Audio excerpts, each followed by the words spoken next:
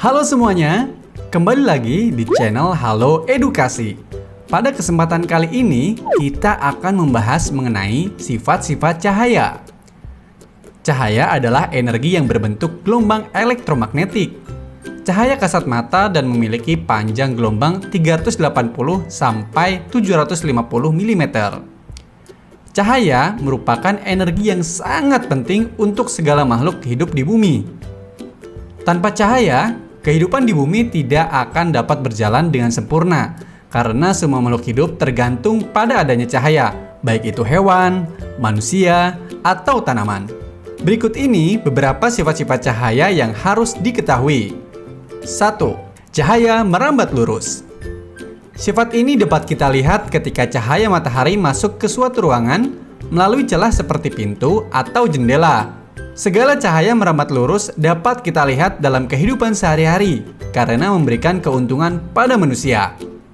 Contoh lain dari cahaya merambat lurus adalah cahaya senter yang berbentuk garis lurus dan cahaya mercusuar di pinggir pantai. 2. Cahaya dapat dipantulkan. Ketika suatu benda terkena cahaya tersebut akan mengenai benda dan dipantulkan. Pemantulan cahaya dapat dibagi menjadi dua, pemantulan teratur dan pemantulan baur. Pemantulan teratur adalah ketika pantulan dari pemantulan yang berkas cahayanya sejajar. Pemantulan ini dapat terjadi jika cahaya mengenai benda dengan permukaan rata dan mengkilap atau licin seperti cermin.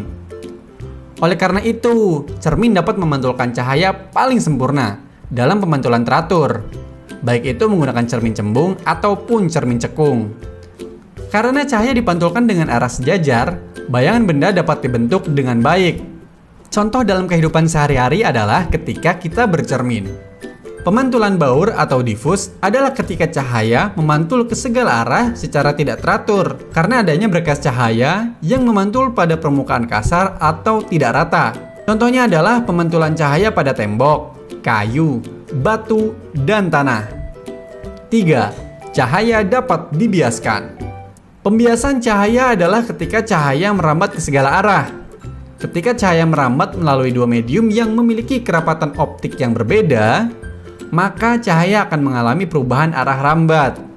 Beberapa contoh cahaya yang dapat dibiaskan adalah pensil ketika dimasukkan ke dalam gelas berisi air jernih, ikan dalam akuarium yang akan terlihat lebih besar dan dekat, kolam atau sungai dengan air jernih yang akan terlihat dangkal, melihat bintang dengan teropong, dan melihat benda kecil menggunakan lup atau mikroskop. 4. Cahaya dapat diuraikan. Ketika cahaya diuraikan terjadi yang namanya dispersi cahaya. Contoh paling mudah dari sifat ini adalah terbentuknya pelangi yang biasa muncul setelah hujan turun. Contoh lainnya adalah gelembung sabun yang memiliki banyak warna setelah terkena cahaya dan cakram warna yang membentuk warna putih jika diputar. 5. Cahaya dapat menembus benda bening. Segala benda bening dapat ditembus oleh cahaya, termasuk mika, plastik, kaca, air jernih, dan botol bening. Sifat ini dapat dibedakan menjadi 3. Benda bening, benda translusen, dan benda tidak tembus cahaya.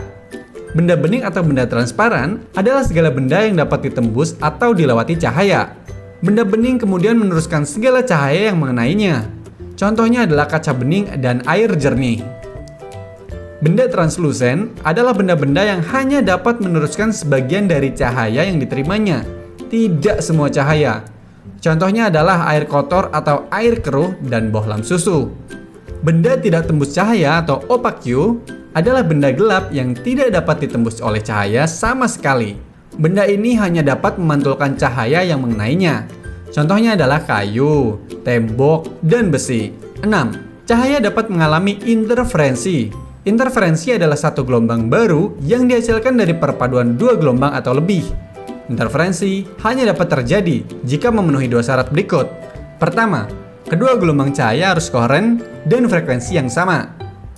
Kedua gelombang cahaya harus memiliki amplitudo yang hampir sama. Contoh dari sifat cahaya ini adalah cahaya pada kaset dan air kolam yang terlihat warna-warni. 7. Cahaya dapat mengalami difraksi. Difraksi atau pelenturan terjadi pada saat celah sempit. Sifat ini terjadi ketika ada pembelokan arah rambat gelombang yang disebabkan oleh celah sempit tersebut. 8. Cahaya dapat mengalami polarisasi. Polarisasi cahaya adalah ketika sebagian arah getar cahaya terserap. Akibatnya, cahaya tersebut akan kehilangan sebagian besar arah getarnya. Sekian pembahasan Halo Edukasi kali ini. Semoga bermanfaat. Jangan lupa untuk like, komen, subscribe, dan nyalakan lonceng notifikasi agar tidak ketinggalan video-video dari Halo Edukasi selanjutnya. Sampai jumpa.